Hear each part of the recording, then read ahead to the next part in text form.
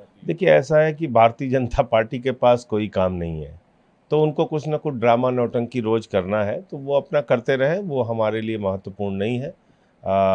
वो घर उनको मुबारक हो, वो घर जिसको देना चाहें भाजपाई, जो वहाँ रहना चाहता रहे। तो घर तो केजरीवाल जी ने भी खाली कर दिया है, और आतिशी जी का तो सामान ही फेंकवा दिया था।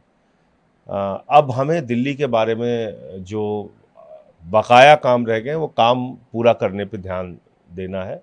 आपने देखा होगा पिछले दिनों सड़कों का मुआयना किया अरविंद केजरीवाल जी ने मुख्यमंत्री के साथ।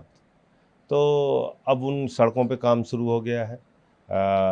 दिल्ली के अंदर जो विकास कार्य कहीं ना कहीं केजरीवाल जी के जेल में रहते वक्त ठप हुए थे, उसको फिर से तेजी देने का वक्त है, तो हम उस पर दिमाग लगा रहे हैं। बाकी भाजपाइयों को जो ड्रामा नौटंकी करना है करें, उनको चुनाव हारना है बुरी तरीके से। हरियाणा विधानसभा चुनाव से पहले गई थी। हार की वजह कांग्रेस जहां सीधी भाजपा से लड़ती है, हार की वजह ईवीएम है या फिर जो मीटिंग में कांग्रेस में बातें निकलकर सामने आई, पार्टी इंटरेस्ट से ऊपर सीनियर लीडर का देखिए, अपना। कई स्तर पे रणनीतिक चूक हुई है जिसकी समीक्षा कांग्रेस पार्टी को करनी चाहिए। अगर आप जम्मू कश्मीर का चुनाव देखें तो वहाँ पर इंडिया अलायंस लड़ा, नेशनल कॉन्फ्रेंस और कांग्रेस पार्टी एक साथ लड़ी, और प्रचंड बहुमत से वहाँ पे जीते वो लोग। अगर यही प्रयोग हरियाणा में होता, और जो हमारी जानकारी है कि कांग्रेस पार्टी का केंद्रीय नेतृत्व भी यही चाह रहा था कि गठबंधन में चुनाव लड़ा जाए, फिर कैसे स्टेट लीडरशिप ने उन फैसलों को बदल दिया और बगैर गठबंधन के वहाँ पे चुनाव में गए। ना आम आदमी पार्टी के साथ गठबंधन किया, ना समाजवादी पार्टी के साथ गठबंधन किया। भाई, आप 90 सीटों पे लड़े, आपकी 35 सीटें आई।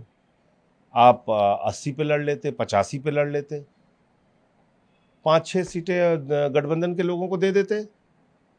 आज 70 सीटें आती हैं हरियाणा में।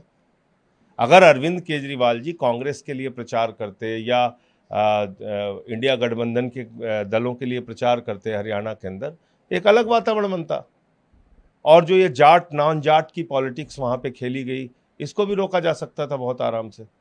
तो इसलिए मुझे लगता है कि इन बातों की समीक्षा होनी चाहिए, और ये भी कांग्रेस पार्टी को जरूर ध्यान में देना चाहिए कि वहाँ स्टेट लीडरशिप के झगड़े के कारण, जो हम लोगों की जानकारी है, 17 कांग्रेस के बागी कैंडिडेट खड़े होकर कांग्रेस को हरा दिए। राहुल गांधी खुद कह रहे हैं तो जब कांग्रेस पार्टी ही कांग्रेस पार्टी को हराने में लग जाएगी, तो कांग्रेस जीतेगी कैसे? अब छोड़ दीजिए इंडिया गठबंधन के दलों को, तो फिर भी आपने समझौता नहीं किया, कोई बात नहीं, लेकिन आपके अपने दल के लोग आपको हराने में लग गए। 17 कैंडिडेट ऐसे हैं कांग्रेस पार्टी के उम्मीदवार, जो कांग्रेस के बागियों के खड़े होने की वजह से हार गए चुनाव। अब इसकी जिम्मेदारी तो किसकी है? दिल्ली में इंडिया गठबंधन चुनाव लड़ेगा या आम आदमी पार्टी अकेले? आम आदमी पार्टी अकेले लड़ते आ रही है, 13 में, 15 में, 20 में, इस बार भी अकेले लड़ेंगे। जयप्रकाश यहां पर हम बीजेपी को अकेले लड़ाने में सक्षम है, जैसे टीएमसी अकेले लड़ाने में सक्षम है बंगाल के अंदर, तो वो अकेले चुनाव लड़ते हैं। जो लखनऊ का विवाद है जयप्रकाश नारायण थाने को लेकर, सरकार का तर्क है वो जगह सुरक्षित नहीं है जेड प्लस सुरक्षाधारी के लिए। देखिए, बहुत ही दुर्भाग्यपूर्ण है। पिछली बार भी मैंने देखा था कि भाई गेट लांघ कर जाना पड़ा अखिलेश यादव जी को श्रद्धांजलि देने के लिए।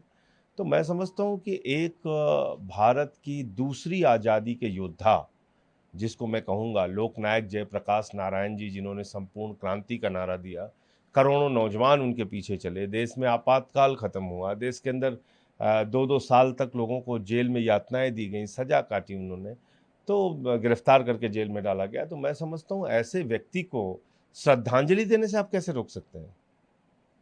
और एक पूर्व मुख्यमंत्री प्रदेश का, एक पार्टी के राष्ट्रीय अध्यक्ष, आपने उनको रोक दिया, तो ये बहुत ही गलत बात है। और मैं समझता हूँ कि जिसने भी योगी जी को ये सलाह दी है, इन बातों से नेताओं की लोकप्रियता बढ़ती है।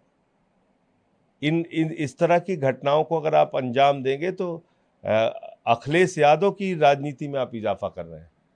आप अपनी राजनीति ये साबित कर रहे हैं कि जो आपातकाल पहले लगा था, और जिस आपातकाल के खिलाफ लोकनायक जयप्रकाश नारायण जी लड़े थे, वही आपातकाल आप उत्तर प्रदेश में लगाना चाह रहे हैं। केरला लेजिस्लेटिव असेंबली ने वन के खिलाफ रेजोल्यूशन पास किया, जबकि केंद्र सरकार ने जो कमेटी बनाई है वो काफी तेजी से one nation one election. One nation one election हो ही नहीं सकता, कैसे होगा?